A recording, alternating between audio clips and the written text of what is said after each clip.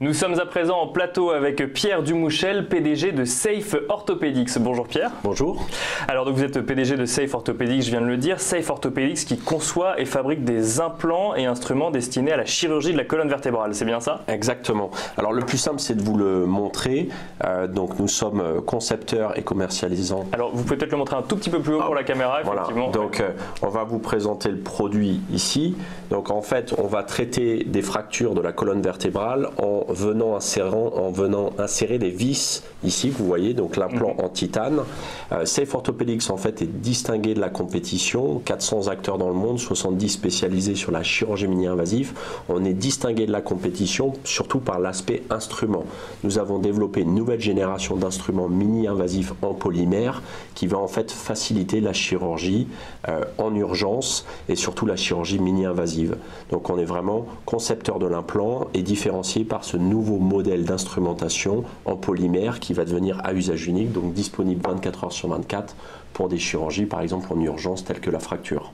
Qu'est-ce que la vraie différenciation du coup, c'est que c'est à usage unique et donc Exactement. du coup on a quoi? On a un sachet, une boîte, on en a plusieurs à l'intérieur et on peut les utiliser quand on veut, c'est ça? Exactement. Donc en fait les vis que vous voyez ici sont classiquement utilisées, classiquement insérées avec des instruments métalliques. Donc je précise en fait que ce qu'on voit en jaune c'est une vertèbre du coup. Exactement. La colonne vertébrale. Ça c'est la vertèbre, ça c'est l'implant qui va nous permettre en fait de traiter la pathologie et tout alors ce que vous voyez ici, peut-être le remonter un petit peu, effectivement. Tout ce que vous voyez ici, donc ici en quelque sorte c'est l'implant, donc là on a la vertèbre, là on a l'instrumentation. Qu'est-ce qui nous différencie en fait? C'est que cette instrumentation classique, normalement elle est métallique, réutilisable. Safe Orthopedics a développé cette instrumentation en polymère à usage unique, donc toujours disponible. Cette question de disponibilité, ça veut dire quoi? Ça veut dire que dans un cas d'usage classique, donc hors Safe Orthopedics, on a quelque chose qu'on réutilise, donc potentiellement il faut le laver, le stériliser, ça prend du temps et donc on ne peut pas faire l'opération avant un certain nombre d'heures entre deux patients, c'est ça? Exactement. En fait, il va falloir entre chaque patient contrôler que tout est présent, les implants, les instruments, vérifier qu'ils sont fonctionnels, les désinfecter, les stériliser et ensuite l'envoyer au bloc opératoire. Ça va prendre plusieurs heures. Là, Safe Orthopedics met à disposition cette technologie dans une boîte à usage unique, stérile, prête à l'emploi en quelque sorte, quelle que soit l'heure, le moment, que ce soit en pleine journée, le soir ou le week-end, le chirurgien a juste à prendre la boîte et aller au bloc opératoire. Il a les instruments, il a les implants à mettre à l'intérieur, il n'a plus du coup qu'à se concentrer sur sa chirurgie. Pour Exactement. Alors au-delà de la disponibilité, ce qu'on va vraiment favoriser en fait, c'est que ce type d'instrument qui est fait en polymère en fait, va être beaucoup plus ergonomique. Pourquoi? Parce que le process en lui-même, c'est l'injection. On peut être beaucoup plus créatif dans les formes. Vous voyez, en fait, on va pouvoir travailler l'ergonomie, contrairement à un instrument réutilisable qui va être métallique, usiné, un petit peu plus droit. Deuxième point, ce qui est très important dans la chirurgie. Est-ce que je vous coupe, excusez-moi, mais j'imagine qu'il y a différentes tailles de vis et donc chaque instrument correspond effectivement à la taille de vis qu'on va insérer ensuite dans la vertèbre. Exactement. En fait, en fonction de l'anatomie, de la taille de la vertèbre, on choisit le type d'implant, on le monte en fait sur la vis et en quelque sorte on fait l'opération.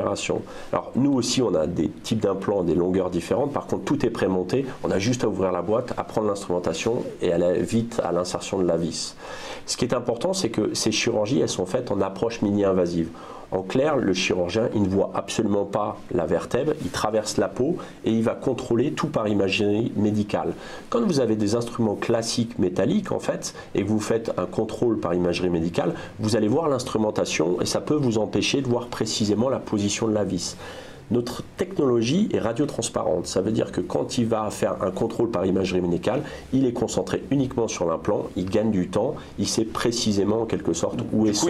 Il peut voir à l'intérieur pour le coup. Exactement. Il fait une radio en fait de contrôle, de positionnement de la vis et il ne voit que l'implant, ce qui lui facilite en quelque sorte le contrôle et sa chirurgie.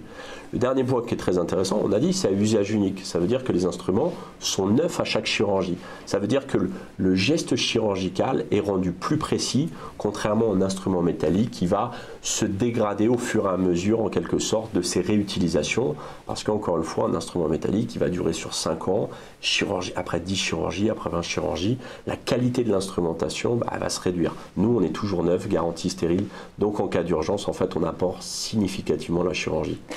Vous vendez à qui aujourd'hui? C'est essentiellement sur le marché français ou vous êtes présent à l'international? Alors, on est présent dans 20 pays à l'international. On a une commercialisation directe en France.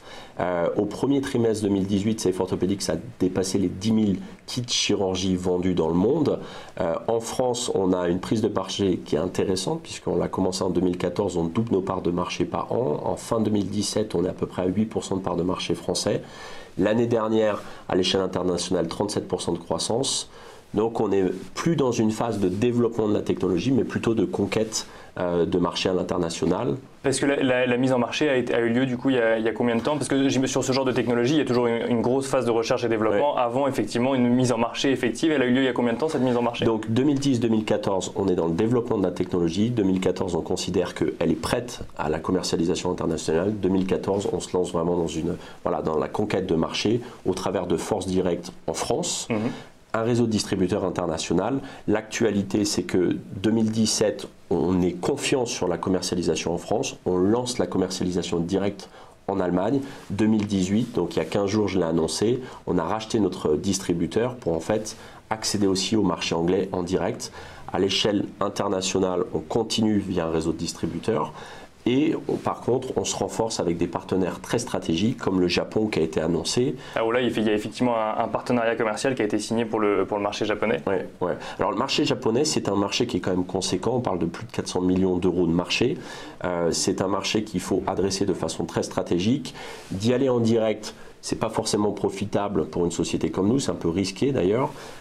L'indirect, ça manque peut-être un peu de structure. Là, on a un partenariat capitalisé qui va nous permettre d'être vraiment très précis. Ils ont une force de vente de plusieurs dizaines de vendeurs déjà en place. Ils ont déjà en quelque sorte un marché existant.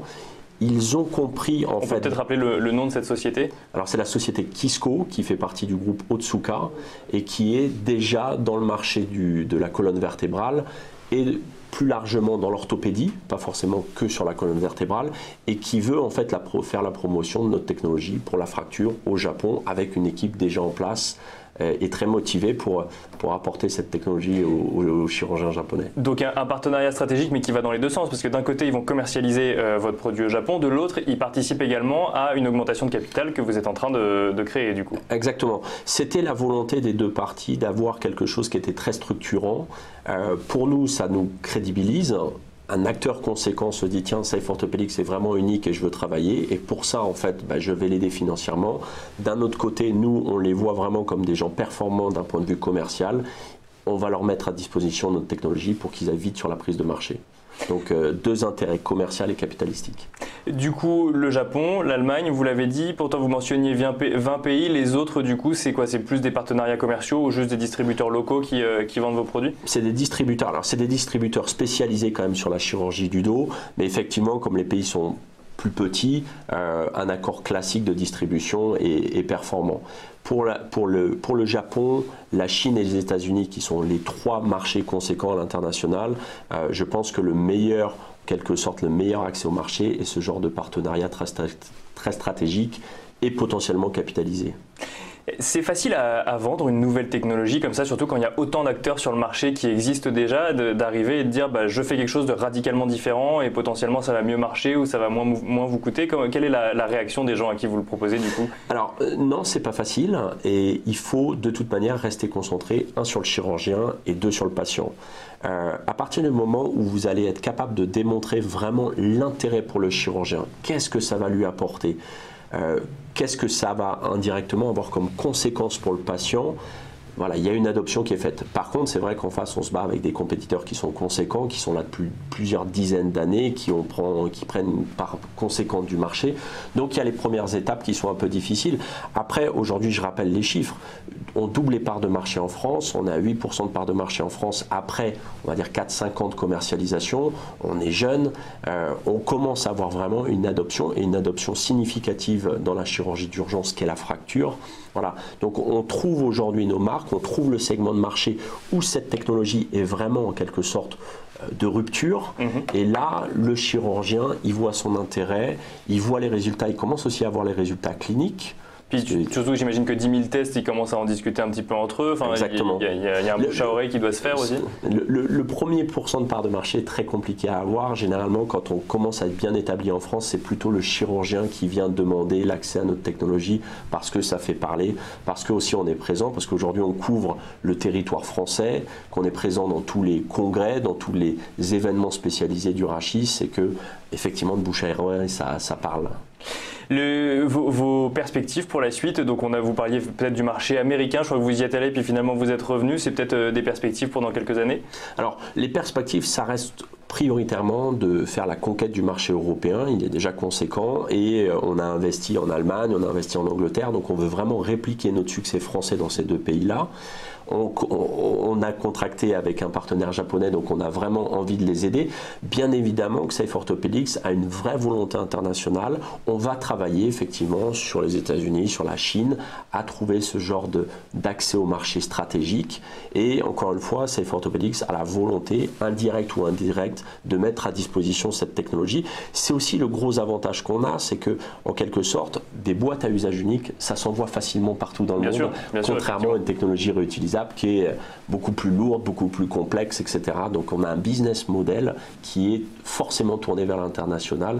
En conquête, actuellement, Safe Orthopedics se concentre en quelque sorte. Et du coup, si elle s'envoie facilement, j'imagine que ce n'est pas envisageable aujourd'hui, mais vous pensez que dans 10 ans, on pourrait imaginer du e-commerce sur ce genre de projet? C'est une très bonne question, laissez-moi encore un peu de temps pour trouver des solutions, mais c'est effectivement une tendance. Il y a alors, le e-commerce ou tout simplement la numérisation de la chirurgie, qu'elle soit dans la planification ou dans la façon de le gérer d'un point de vue logistique, on y va, il faut juste à court terme passer les étapes de l'acceptation de ce genre de technologie par le chirurgien et après naturellement on ira vers ce genre peut-être de facilité ou de e-commerce.